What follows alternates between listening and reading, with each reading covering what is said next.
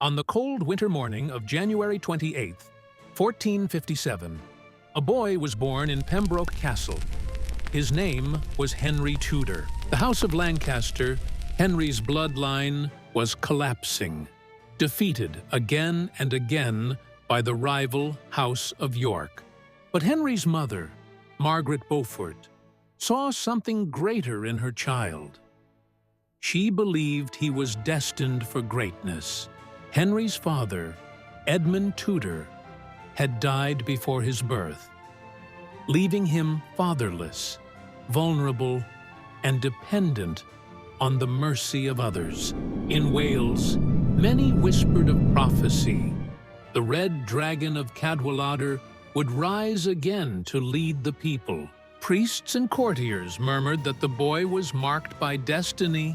Though still only a child, Henry's very existence threatened Yorkist rule. In 1461, the Yorkist Edward IV seized the throne. Henry was sent across the sea to Brittany, where he lived far from home. In isolation, Henry studied history and politics, learning the lessons that would one day guide his rule. The Breton court sheltered him. From across the Channel came grim news. Lancaster suffered defeat after defeat. Nobles like Warwick the Kingmaker switched loyalties. Henry looked back across the sea, dreaming of a homeland he could not yet claim. In 1471, the Lancastrians were crushed at Tewkesbury. Queen Margaret of Anjou fled in despair. By fate, Henry became Lancaster's last living heir. Yorkist agents hunted him abroad. Still just a boy, Henry lived with danger at every turn. After Tewkesbury, Edward IV reigned supreme. But far away in Brittany, Henry Tudor remained. Exiled Lancastrian nobles gathered to him, whispering of rebellion. Henry was more than a boy. He was Lancaster's final heir. But York was not free of blood. Edward's sudden death in 1483 left the throne vulnerable. Richard of Gloucester, Edward's brother, seized power. Edward V and Richard vanish, rumors spread, and so Richard took the crown, becoming Richard III. From across the sea, Henry swore to challenge Richard, to return and seize what was his by right. Letters crossed the Channel, stirring rebellion. Edward IV's widow, Elizabeth Woodville, plotted with Henry. Henry promised to marry Elizabeth of York, uniting Lancaster and York. Richard ruled with executions and fear. Henry waited across the sea, patient, cautious, and in whispers across England, one name grew stronger. In the summer of 1485, Henry Tudor raised an army in France. With French gold and soldiers, he gained the strength to challenge Richard III. For 14 years, he had waited in exile. In early August, Henry set sail, his small fleet braving the dangerous Channel. Henry finally saw England's shores once more. On August 7th, Henry landed at Milford Haven in Wales, greeted by cautious eyes. Many Welshmen saw Henry as the heir of prophecy. Henry's army grew as he marched inland. Each step brought him closer. He courted the powerful Stanley family. When news reached Richard III, he gathered his forces. Though his force was small, Henry gained more men with every mile. Richard, however, commanded a far greater host, disciplined, armed, and loyal. On the eve of battle, Henry prayed for strength. His men, weary but determined. On August 22nd, 1485, the armies of Henry Tudor and Richard III faced each other at Bosworth Field. On a misty morning, Henry Tudor's small army faced the might of King Richard III at Bosworth Field. Henry's army was vastly outnumbered. Richard commanded thousands, Disciplined, armed, and loyal, the powerful Stanley family, courted by both sides, watched from the hills. With a roar, the armies clashed. Steel rang, banners fell.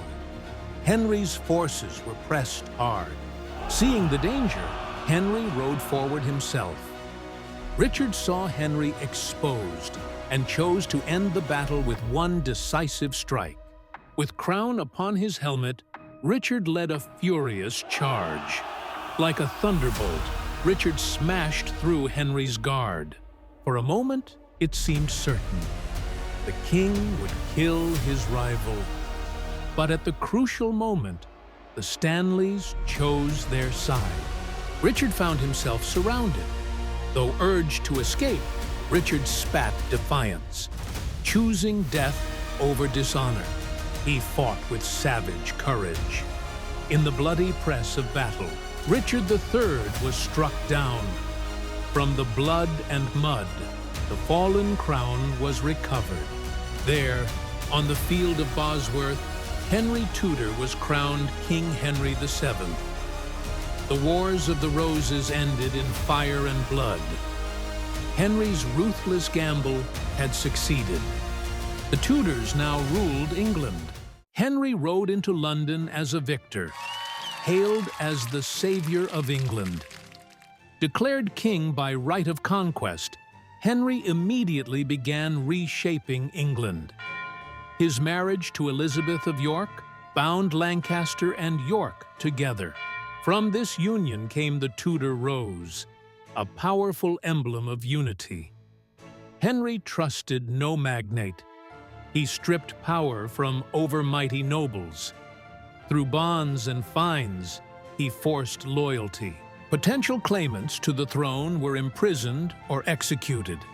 Yet rivals arose, most famously Perkin Warbeck. Each rebellion was crushed, each pretender destroyed. By saving ruthlessly and taxing cleverly, Henry filled the royal treasury. Slowly, Henry rebuilt the monarchy's power. With heirs born, the Tudor line was secure. But Henry never truly rested. Through fear, strategy, and ruthless resolve, Henry VII laid the foundations of a new England. As the years passed, Henry grew older. Tragedy struck when his heir, Prince Arthur, died suddenly in 1502. Elizabeth of York's death the following year left Henry a broken man. In his grief, he turned ever more to money and control. But his rule was marked by suspicion, fines, and fear. His surviving son, Prince Henry, was groomed for greatness. By 1509, age and illness overtook him.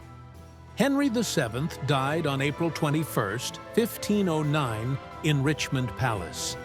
His tomb, shared with Elizabeth of York, stands as a monument. With his death, the crown passed to Henry VIII. Henry VII's greatest achievement was stability, ending decades of bloody war. From his reign came the Tudors. Henry VII was no glorious warrior, but a cautious, ruthless survivor. Henry VII, founder of the Tudor Age. Subscribe, like, and comment who you want to see next.